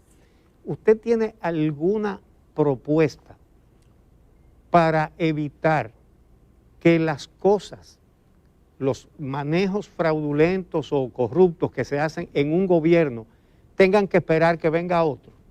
Mire, yo pienso que usted menciona el caso específico de Brecht, que sí hubo personas implicadas durante mi gestión y en la gestión anterior y en la actual, que vaya todo el mundo y responda a todo el mundo. Ahí no puede haber privilegios o exclusiones. Todo el que esté implicado, todo el que existan elementos indiciarios de que tiene alguna implicación debe ser investigado. Y si se encuentra eso, pues imputado y se conoce en un proceso. Pero no lo fueron. Bueno, vamos a ver. Entonces ahí está. Usted dice, no fueron todos, que no fue incluyente a todos los de este gobierno. No, ninguno del actual gobierno. Pero ha debido ser. Si hay elementos indiciarios, ha debido ser. Y ahí yo creo que la presión de la opinión pública en democracia juega su papel. Bueno, ¿por qué se excluye esto cuando existen indicios de que hay implicaciones? Si se tienen esos elementos prima facie probatorios, pues debe someterse. Así lo entiendo yo. Ahora, ¿qué ha ocurrido en este caso de Brecht? Que tiene que ver con una tradición jurídica dominicana que yo siempre consideré incorrecta. Es el tema de cuál tribunal es que tiene competencia para conocer qué. En el caso de funcionarios, presidente de la República, vicepresidente, lo que fueran, existe lo que llaman eufemísticamente el privilegio de jurisdicción. ¿Qué sería la Suprema Corte de Justicia? Conocería de esos casos. Al presidente incumbente o vicepresidente, ministros, si ya usted no es incumbente, a usted le corresponde el doble grado de jurisdicción. Es decir, usted tiene que ir al tribunal de primera instancia y seguir el doble grado de jurisdicción. El problema se presenta cuando hay implicados que son funcionarios activos y exfuncionarios. El error de la justicia, a mi modo de ver, no lo veo ahora, siempre lo entendí así, es cuando usted mezcla en el mismo expediente la misma competencia jurisdiccional al que es funcionario activo del que no lo es. Porque usted le está negando al que no lo es el doble grado de jurisdicción, va a una sola instancia. El expediente, como finalmente ocurrió, tenía que ser desglosado. El que es funcionario activo sigue en la Suprema, el que no lo es tiene que ir a primer grado, pero debió haberse hecho desde el principio. Eso es una cosa que estaba flotando en el ambiente jurídico nacional, que no tiene razón de ser. Usted me está suprimiendo mi doble grado de jurisdicción, yo no soy funcionario. Debo ir a la justicia, pero debo ir a la jurisdicción competente, que no es la Suprema Corte, en mi caso que no soy funcionario. Claro, eso hace perder el tiempo. Entonces pasa un año, año y medio, para que concluya por donde debimos haber empezado, en desglosar el expediente y jurisdicción distinta. Entonces eso genera la desconfianza, la falta de credibilidad en un sistema. Mira, se ha dilatado tanto, pero es que ha habido una tradición que ya no se corresponde con el mundo actual. No hay delitos conexos, o sea, no hay complicidad entre uno y otro. Cada quien actuó de manera distinta en todo caso. Por tanto, distintas jurisdicciones desde el principio debió haber conocido eso. Y se habría avanzado mucho en la solución final del caso. Adalberto Grullón.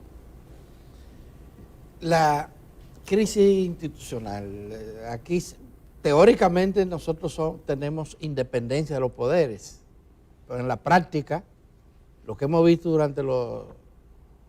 siempre, es que el Poder Ejecutivo, sobre todo cuando el partido que está en el poder es mayoritario, lo dirige todo. El Congreso, la Justicia, la Cámara de Cuentas, todas las instituciones. ¿Cómo vamos a resolver esto si no partimos desde los propios partidos políticos antes de llegar al poder? Vamos a ver, Adalberto. Mire, aquí tenemos varios modelos institucionales de la justicia, ¿verdad? Sí. Y su relación con los otros poderes. La Constitución de 1966, la de Balaguer, ¿qué planteaba? Que el Senado de la República escogía a todos los jueces de las distintas jurisdicciones nacionales y que no había autonomía ni independencia administrativa y financiera del Poder Judicial. Ese era el modelo. Con la reforma constitucional de 1994 se crea el Consejo Nacional de la Magistratura. Se le quita al Senado ese monopolio y se establece la autonomía administrativa y presupuestaria del Poder Judicial. Creo que un gran paso de avance con respecto a lo que teníamos. El Consejo de la Magistratura solamente escoge a los miembros de los tribunales superiores. Suprema Corte de Justicia, a partir de la Constitución del 2010, escoge también a los miembros del Tribunal Constitucional, a los miembros del Tribunal Superior Electoral y a los del Tribunal Superior Contencioso Administrativo. ¿Correcto? Solamente ese nivel. ¿Quién escoge a los jueces de las distintas jurisdicciones? No es el Poder Ejecutivo, no es el Consejo de la Magistratura. Se creó la Ley de Carrera Judicial. Y ahora el que quiere ser juez tiene que ser un egresado de la Escuela de la Judicatura y se somete a un concurso al mérito. Y usted empieza como juez de paz. La Ley de Carrera Judicial prevé entonces ascenso, provee incentivos y la gente va avanzando. Usted después es juez de primer grado, juez de Corte de Apelación, que nada tiene que ver con Consejo de la Magistratura o con Poder Ejecutivo. Es una ley de carrera judicial que garantiza la inamovilidad de los jueces mientras duren en su función. Pero en el caso de la carrera es permanente. En el caso de los jueces que están en las altas cortes es temporal. Suprema Corte de Justicia, usted es escogido juez por 7 años con la posibilidad de un segundo periodo de 7 años. Usted puede durar 14 años como juez de Suprema Corte de Justicia. Tribunal Constitucional, ahora 9 años, sin posibilidad de un segundo mandato. Por tanto, si yo voy a ser juez durante 9 años y nadie me puede quitar, yo tengo que responder por mi criterio. A mí nadie puede influir en lo que yo decida como juez. Ya yo tengo independencia, nadie me puede quitar. Presidente, entonces, pero... hay jueces, ¿verdad? Hay jueces que son así. Miriam Germán es juez igual que los otros, pero ella tiene un carácter y tiene una actitud frente a la vida. Y entonces a mí, dice ella, nadie me puede influir en la decisión que yo vaya a tomar. Pues así tienen que ser todos. La sacaron, por eso la sacaron. Y usted sabe que los presidentes de la Suprema Corte de Justicia que hemos tenido desde que se hizo la reforma en el 97, o se comenzó a aplicar la reforma, todos han sido políticos, no jueces de carrera. El anterior era un político. ¿Cuál? Su colega, el expresidente de... Mariano Germán. Sí. Bueno, vamos a ver. Ser político no es un delito. Sí, pero no era un juez de carrera, no había sido juez nunca. Tampoco me descalifica para ningún cargo. Ni la Constitución de la República, ni ninguna ley dice, por usted haber sido de un partido no puede ser tal cosa. No, eso no puede ser.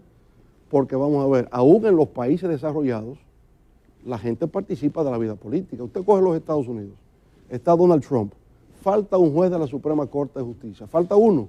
¿A quién va a escoger? ¿A un juez liberal o un juez conservador? Escoge al conservador, eso en los Estados Unidos. Y normalmente hasta un miembro del Partido Republicano. El tema está en que usted tenga méritos en la labor que usted quiera desempeñar. Mariano Germán es un jurista reconocido, catedrático, autor de libros de derecho. Por tanto, tenía perfectamente la capacidad, la probidad y las condiciones para ser juez de la Suprema Corte de Justicia. Yo creo que critican eso. Que Mariano, sí, pero Mariano perfectamente podía ser presidente de la Suprema Corte de Justicia, porque tiene méritos acumulados como jurista para hacerlo. Es un hombre serio, es probo, entonces, ¿por qué no? Yo pienso que ese actual presidente de la Suprema fue el rector de la Escuela de la Judicatura. O sea, viene de una tradición, profesor de Derecho Constitucional a la Pucamaima. Yo pienso que él tiene cualidades para eso. Pienso, o sea, méritos para la función las tiene. Ahora, una vez que usted es el presidente de la Suprema, usted marca distancia. Yo respondo a mi condición de juez. Ya eso tiene que ver con su personalidad. Usted no puede ser un adocenado que responda sumisamente a los criterios del Poder Ejecutivo. Usted ya es el presidente de la Suprema Corte. Actúe con independencia. El problema, presidente, es que entre la teoría y la práctica, aquí las normas, esas reformas fueron muy buenas. El problema es cómo se han ejecutado.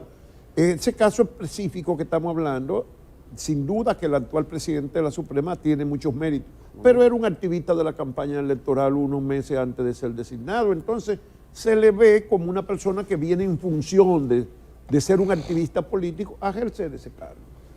Bueno, hay un tema de percepción, si se quiere. Puede ser. Ahora, yo digo, eso no inhabilita, nada lo prohíbe.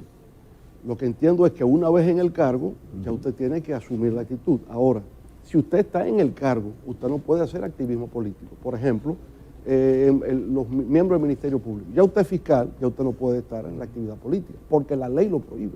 La ley no te lo permite. Pero cuando llegó la hora de la verdad, profesor, actuó como político, no como juez. Cuando llegó la hora... La hora de la verdad, cuando se someten políticos por asuntos de corrupción, de delitos, estos jueces que tienen vinculaciones políticas han actuado como políticos, no como jueces.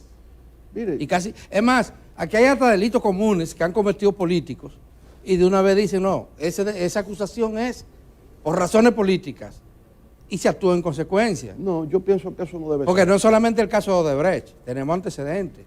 Yo digo, en cualquier caso que fuese, usted tiene que actuar como juez, con la independencia que le brinda la Constitución y las leyes de la República. Si usted no lo hace, es una falla suya, porque tampoco usted puede ser removido por el hecho de que usted aplique la ley.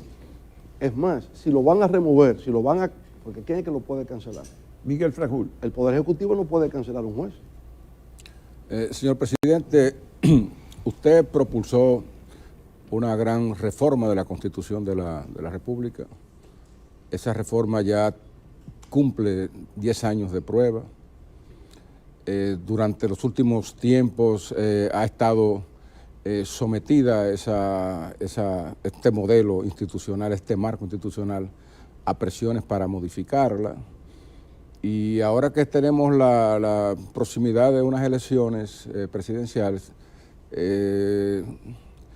postergadas, que se tienen que celebrar en una fecha diferente a la actual, se evidenció que habían puntos ciegos en esta Constitución para prevenir cualquier situación que se produjera si las elecciones no pudieran celebrarse en el tiempo establecido por la Constitución. Siendo usted nuevamente presidente de la República, ¿entendería que esta Constitución necesita de algunas reparaciones, algunos reajustes, arreglos? Mire, juristas internacionales de prestigio han dicho que la Constitución Dominicana del 2010 es una de las constituciones mejor elaboradas de Iberoamérica. Y estoy hablando de gente como el profesor Pedro González Trevijano, miembro del Tribunal Constitucional Español. Estoy hablando de juristas constitucionalistas colombianos, chilenos, que se han referido a la Constitución Dominicana como un modelo de constitución de Estado social y democrático de derecho.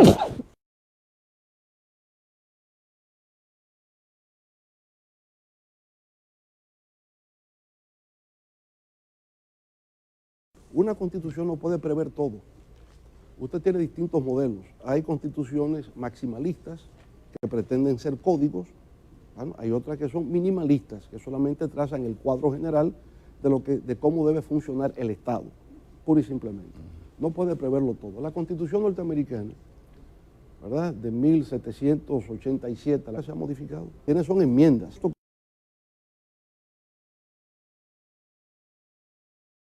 Una situación de excepcionalidad, que es una cuestión de facto, y como cuestión de facto usted puede buscar soluciones. No hay por qué modificar la Constitución para eso. Es decir, una Constitución no puede prever todos los hechos inimaginables que pueden ocurrir en la vida. Traza un cuadro.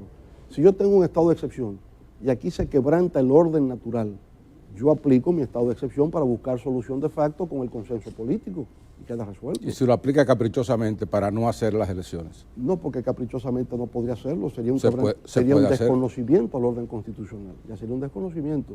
También estoy en desacuerdo de que de que cada 4 años usted quiera cambiar la Constitución para quedarse. Yo siento que eso es un retroceso institucional inadmisible, ¿verdad?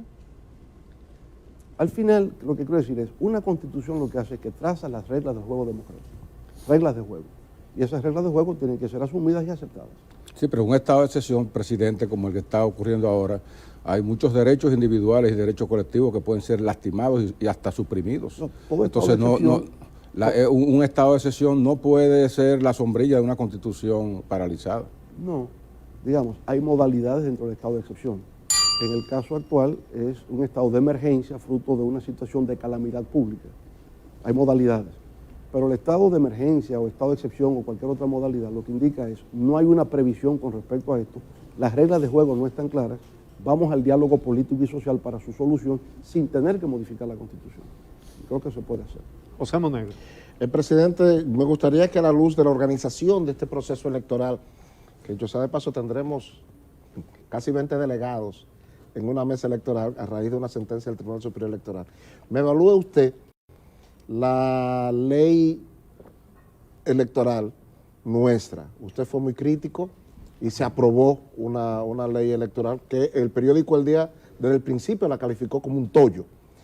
Sin que ese último comentario condicione su pregunta, me gustaría su evaluación tanto del proceso electoral actual a la luz de la nueva ley. Mire, más tollo fue la ley de partidos.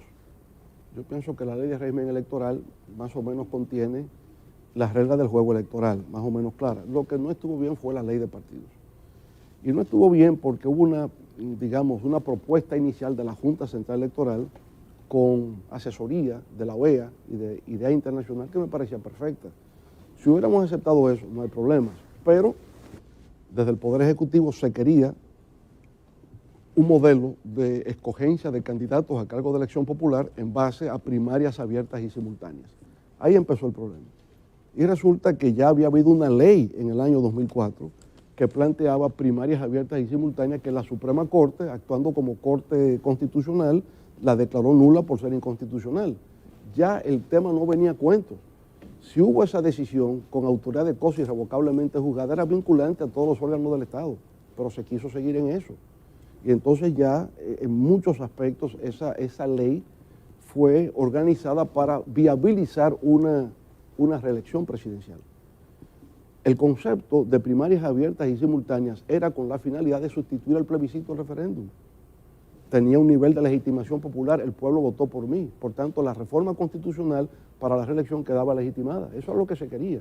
Pero usted no puede condicionar una legislación al interés particular de una coyuntura, hay que trascender. Ahí es que viene el problema del liderazgo político, sus compromisos con qué.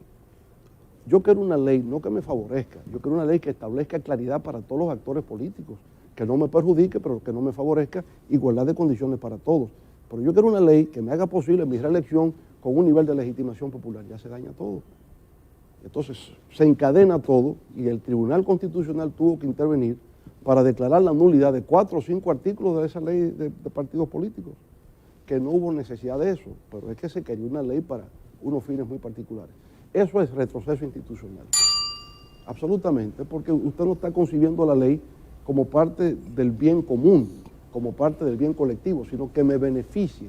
Y si no me beneficia, yo busco la manera así de construir mayorías en forma dolosa, en el Congreso, y ahí ya la corrupción entra en una etapa incluso superior, porque, óigame, usted lo que está haciendo es corrompiendo hasta la propia Constitución de la República. Entonces, estamos llegando a unos niveles, ¿verdad?, que son de ciencia ficción, prácticamente. La propuesta de los candidatos se transmite por Teleantillas y Telesistema y Coral 39. Y hay que decirle a los televidentes que no lo han podido ver completo que se reproduce a la 1 en Coral 39, se reproduce a las 8 de la noche en el Canal 11 y a las 11 en el Canal 2. José Antonio Torres, del Nacional.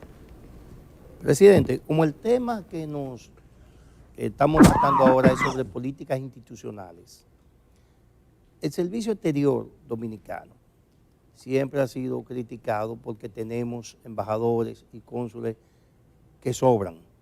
A veces tenemos en países donde la gente no ve la necesidad y otras veces que tenemos demasiado en un solo país. Incluso Estados Unidos en más de una ocasión ha tenido que ponerle límite a los vicecónsules. Tenemos una nueva ley del Ministerio de Relaciones Exteriores y una nueva ley de función pública que permite ir controlando esa situación, ¿verdad? Hay una presión política que se genera con la diáspora dominicana, con los dominicanos en el exterior, que participan de la vida política. Cuando hay elecciones ellos están presentes. Ahora ganamos, recuérdese de mí, ¿verdad? Y recuérdese de mí que yo tengo que ser nombrado. Eso se ha ido resolviendo porque el país receptor no acepta como miembro del cuerpo diplomático o consular los que son residentes o han adoptado la nacionalidad de ese otro país. En otras palabras, el dominicano que tiene residencia legal en Estados Unidos, ya el Departamento de Estado no lo acepta como miembro del cuerpo consular o no lo acepta como parte del cuerpo diplomático, representación bilateral en Washington o con asentamiento en Naciones Unidas. Ya no es aceptable y eso va quitando la presión, ya se sabe, de que ustedes no pueden ser porque hay un impedimento legal para eso y por tanto disminuye el número de personas que se pueden designar. Eso ya se va corrigiendo porque ayuda mucho eso. Llegó un momento incluso que se fueron cerrando consulados. El consulado de Jacksonville, el consulado de Baltimore. Nunca se ha permitido abrir un consulado en New Jersey, que no lo necesita, porque la cantidad de dominicanos que viven en New Jersey realmente es significativa y no tienen que cruzar a Nueva York para hacer todas las diligencias consulares. O sea que eso se va depurando porque las condiciones mismas que establecen los países receptores lo van estableciendo así. De manera que considero que esa parte del Ministerio de Relaciones Exteriores se va corrigiendo por sí misma, en el sentido de limitar el número de personas que se puedan designar. Ramón Núñez Ramírez. Presidente, usted habló muy claro que el marco legal existe. En su gobierno, por ejemplo, fueron promulgadas las leyes de la reforma de la hacienda pública. Si se cumpliera solamente con la ley de compras, aquí la corrupción disminuyera de forma notable. Tenemos una gran constitución. ¿Para qué estuvimos al tris de comprar una modificación constitucional? No se produjo por la campaña que usted encabezó, por la campaña que encabezó el PRM y la llamada del secretario de Estado Pompeo. La ley del régimen electoral contempla topes en función del número de votantes a la campaña presidencial. Sin embargo, hemos visto la campaña donde se han utilizado la mayor cantidad de recursos habidos y por haber a favor del candidato, recursos del Estado. Entonces, ¿cómo resolver ese tipo de cosas? El primer eje de su programa de gobierno es fortaleciendo el Estado de Derecho, porque entonces parece que depende de los hombres. Sí, y bueno, en el caso nuestro es un tema de cultura y forma de ser. ¿Por qué la Junta Central Electoral no ha intervenido estableciendo los topes? La ley te da esa facultad. Entonces hemos visto gastos excesivos de campaña electoral y nadie interviene. Yo veo el caso extremo. Yo estuve de observador electoral en México en las últimas elecciones. En México la ley establece los topes al gasto. Yo vi llegar a un inspector del órgano electoral mexicano a un restaurante, en un acto organizado por el PRI, diciendo cuántas Coca-Cola se están tomando aquí, cuánto cuesta cada una, cuánto se paga por arrendar este salón del hotel, cuántas personas están, qué está consumiendo cada quien, y le hacen el conteo de lo que está gastando. Es decir, el tema no es lo que el partido declare al final de la campaña, es durante el proceso que se tengan los técnicos observadores que van y cuantifican qué es lo que está haciendo. ¿Cuántas cuñas se están pasando? ¿Quién está pagando esas cuñas? ¿Cuál es el límite para eso? Entonces, aquí no se hace porque ha faltado la voluntad para hacerlo, pero la ley le confiere esa autoridad. Entonces, ahí es que está el déficit institucional. La debilidad institucional nuestra está en que los incumbentes tienen que empoderarse de lo que la ley les autoriza y ejecutar y actuar. Nadie se lo está impidiendo. Esa es la parte que tenemos que vencer. El hecho de sentirse empoderado porque la ley te lo faculta. Asúmelo. Ahora hay funcionarios que ellos en su mentalidad y en su forma de proceder son sumisos al poder. Porque hay una tradición autoritaria en este país. No se atreven y creen que si hago esto, entonces me quitan el presupuesto, me van a combatir. Y yo sé que hay intentos de parte de autoridades de hacer eso. Lo hay. Pero hay quienes ya han resistido y lo que han hecho es ganar autoridad ante la opinión pública nacional. Su prestigio se ha crecido cuando resisten a esas embestidas por parte de uno de los poderes del Estado. Entonces yo creo que ahí es que está. El problema consiste en que la gente asuma a plenitud el empoderamiento, la autoridad que la ley me confiere. Y hasta que eso no se haga, vamos a seguir teniendo ese tema de debilidad institucional, que es debilidad en la capacidad ejecutiva que tiene la gente. Porque, insisto, aquí hablamos de independencia de la justicia, pero la independencia existe. El Poder Ejecutivo no es que nombra jueces, es un órgano colegiado. Existe la inamovilidad de los jueces, existe la carrera judicial, asúmalo. Independencia del Ministerio Público, no hablemos más de eso. El Ministerio Público, de acuerdo con las leyes independientes, asúmalo.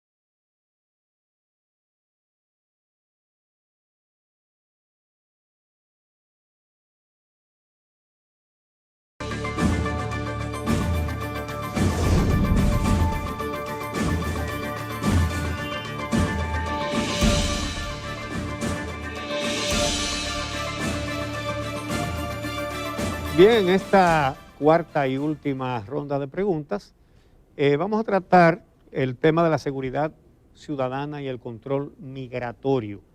También vamos a dar paso a algunas preguntas que nos han formulado a través de las redes sociales. Algunas ya que nos han enviado ya han sido planteadas y respondidas. Así que vamos a comenzar entonces con Ramón Núñez Ramírez.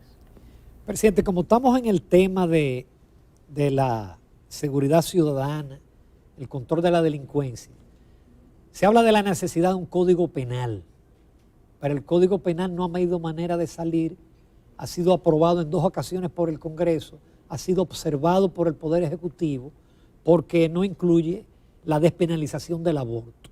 Si usted es presidente a partir del 16 de agosto y las cámaras legislativas aprueban ese proyecto y se lo envían, ¿qué usted haría? Proceder a su promulgación inmediatamente. Eso nació desde el primer gobierno nuestro, 1996, que se creó una comisión de juristas para la reforma y modernización de los códigos. El único que ha entrado en vigencia es el Código de Procedimiento Penal. Pero está el Código Penal, el Código Civil, el Código de Procedimiento Civil y el Código de Comercio. Todo eso falta. Y creo que ya está elaborado, solamente está pendiente de su aprobación en el Congreso. En la parte del Código Penal, el tema no es la despenalización del aborto. El aborto sigue siendo penalizado en la nueva versión del Código. El tema son las llamadas 3 causales. Si está permitido el aborto en caso de violación, en caso de incesto, en caso de malformación congénita, riesgo de muerte de la madre, eso es el tema.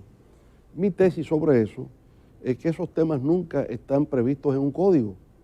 Por ejemplo, en Estados Unidos, la legalización del aborto ni siquiera fue una ley, fue una decisión de la Suprema Corte de Justicia norteamericana. El caso Roe contra Wade fue lo que facilitó el aborto. La legalización del aborto bajo cualquier circunstancia no fue una ley. En el modelo español se han presentado las 3 causales, pero no figura en el Código Penal español. Es el Tribunal Constitucional que ha sido apoderado de esos casos y ha ido fallando y estableciendo jurisprudencia. Por tanto, el tema de si se permite el aborto en caso de violación sexual, el Tribunal Constitucional español dice que se permite el aborto en esas circunstancias. Entonces, son decisiones de los tribunales, en este caso el Tribunal Constitucional, que va a establecer la jurisprudencia sobre el caso. No se necesita, yo creo que retardar la aprobación en el Congreso del Código Penal porque no están las 3 causales, no tiene sentido. Se promulga el código que entra en vigencia y ya los tribunales conocerán cuando ocurran casos de esa naturaleza. Presidente, usted después de 3 periodos de gobierno, ¿reconoce algún error o algún déficit que enmendaría si volviera a ser presidente para un 4º periodo? Mire, todo gobierno siempre está sujeto a un balance, activo y pasivo, luces y sombras. Todo gobierno está sujeto a eso. Lo importante es saber si al término del mandato el país está mejor o peor que como usted lo encontró. Ese sería el balance histórico que podría hacerse. Ahora, en mi caso particular, yo creo que habría algo que corregir. Yo siento que quizás he sido más prudente de la cuenta en algunos casos. Quizás mi forma de ser, temperamento, no tengo naturaleza conflictiva, no me gusta ofender a nadie, pero hay casos, creo que ya ha llegado el momento que hay casos en que habrá que decir las cosas como son y que la gente las sienta como la quiera sentir. Yo pienso que sí tendría que ser, digamos, más comprender que el conflicto es la esencia de la política, es la naturaleza de la política. No rehuir al conflicto nunca. Si es conflictivo, pues es conflicto y así tiene que ser. Entonces yo creo que quizás en muchos casos tratando de mantener unidad, de buscar la forma de solucionar problemas, quizás a veces no se tomaron las mejores decisiones. Y yo pienso que uno tiene que ser firme con sus convicciones, y se produjo el choque, que se produzca, y eso es parte de lo que debe ser. Doctor Fernández, ¿qué usted plantearía para combatir, para mejorar la seguridad ciudadana y sobre todo para combatir el crimen organizado? Sí. Mire, con respecto a la seguridad ciudadana, estamos proponiendo un cambio de paradigma con varias reformas, empezando por el Ministerio de Interior y Policía. El ministerio se convertirá en un Ministerio de Seguridad Ciudadana y un viceministro será encargado de prevención del crimen y delito. O sea que eso se va a reformar. Eso parte de la premisa de la política de seguridad ciudadana, que entonces conlleva la creación de una nueva institucionalidad, que sería el Consejo Nacional de Seguridad Ciudadana, y ahí entra el Ministerio de Seguridad Ciudadana. Estaría entonces la reforma de la Policía Nacional, cambiando el paradigma de un modelo de orden público a un modelo de seguridad ciudadana. Cuando uno mira el papel de la policía es preservar orden público, pero eso es retórica de Guerra Fría. El orden público era cómo yo preservo las protestas que se llevan a cabo en las calles. Siempre hay que proteger el orden público, pero hoy día el paradigma es de seguridad ciudadana. Por tanto, la policía tiene que ir en esa dirección. Hay que fortalecer la policía municipal, el adiestramiento de la policía municipal y su vinculación con la Policía Nacional. Hay que crear la policía comunitaria, que son líderes comunitarios que trabajan en los barrios en colaboración con la policía municipal para establecer mecanismos de prevención. Incorporar la seguridad privada, los watchmen, como decimos acá, también al esquema del Consejo Nacional de Seguridad Ciudadana, que trabaja en coordinación con las otras instituciones. Entonces procederemos a barrio seguro o barrio protegido, escuela protegida, negocio protegido, haciendo énfasis en la prevención. Ahí, por supuesto, en la policía necesariamente tendremos que prever alguna situación de capacitación, entrenamiento. La Policía Nacional, debo decir, tiene un alto nivel en lo que tiene que ver con la investigación del crimen y del delito. Yo lo vivo repitiendo porque en verdad durante mis periodos de gobierno se hicieron cursos de adiestramiento continuo con la alta oficialidad con el John Jay College de Justicia Criminal en Nueva York y otras instituciones, y el nivel de experiencia en la detección del crimen es fantástico. Aquí en 48 horas la policía sabe lo que ocurrió y cuáles son los actores. El problema sigue siendo prevención. A eso habría que añadir servicios de inteligencia, la desmilitarización de la seguridad ciudadana, la utilización de tecnologías, equipamiento, tiene que ver con vehículos, equipos de comunicación, construcción de bases de datos, geolocalización del crimen y del delito, y entonces yo pienso que ahí está la parte que tiene que ver con la institucionalidad. Lo otro, entonces, papel del Ministerio Público, que debe quedar claro que es el jefe de la investigación, no es la policía, es el Ministerio Público que tiene la dirección de la investigación criminal con el auxilio de la policía. Ya viene entonces la persecución, que es el sometimiento judicial, y el papel de los tribunales. Habría que hacer algunos ajustes, a mi modo de ver, con el Código de Procedimiento Penal, que fue concebido como un código de garantías procesales, pero que resulta muy flexible a la hora de poder realmente mantener la mano dura frente al crimen y el delito. Bueno, preguntas de rápida respuesta, presidente, para darle paso a 3 o 4 de las que han formulado por las redes. Jimmy La Antigua dice, ¿qué garantía tenemos de que será mano dura en los actos de corrupción en un próximo gobierno? Bueno, tolerancia cero. El que cometa una falta, el que atenta contra el erario público, que viola las leyes, pues tiene que ser sometido inmediatamente y que la justicia actúe con total independencia, sea quien sea. Mini Javier pregunta si tiene algún proyecto con mira a mejorar la calidad de la educación universitaria en el país y las prioridades. Sin duda, la educación superior tiene que ser atendida de mayor nivel. Por ejemplo, solamente el 2% del personal docente en educación superior tiene título de PhD o doctorados, insuficiente. Tenemos por consiguiente que elevar el nivel académico de los docentes universitarios. Las universidades tienen que dedicarse más a la investigación y a una vinculación con el mundo empresarial para que el conocimiento se traduzca en generación de riquezas. La AMPA, la Asociación de Profesionales Agrícolas, pregunta qué importancia le va a dar al sector agropecuario y particularmente la gestión de los profesionales de la agropecuaria. Alta prioridad. Nosotros asumimos nuestro programa, los Objetivos de Desarrollo Sostenible, y el primer tema tiene que ver con hambre cero. Por tanto, el tema de la seguridad alimentaria ocupa un rol central y eso es el sector agropecuario. Habrá mecanismos de financiación para el sector agropecuario en condiciones flexibles, habrá asistencia técnica por parte del Ministerio de Agricultura en lo que tiene que ver con entrega de semillas, asistencia técnica y roturación de tierras, en fin, todo lo que tenga que ver con la capacidad de producir bienes y servicios del sector agropecuario para fines de consumo local y de exportación. José Monegro. Bueno, presidente, ya en esta última fase hay un tema que tiene mucho que ver también con la violencia en los barrios y la seguridad, incluso hasta seguridad nacional, es el tema del narcotráfico. ¿Cuáles acciones acometería el presidente Leonel Fernández para dos cosas? Reducir el microtráfico y prevenir que el narcotráfico permee los organismos del Estado. Mire, el microtráfico existe porque todavía existe el tráfico ilícito transnacional, con el agravante de que a partir de los acontecimientos de Payacá, el narcotráfico no paga en dinero, sino que paga justamente con la mercancía, y eso es que ha generado un mercado de consumo a nivel nacional.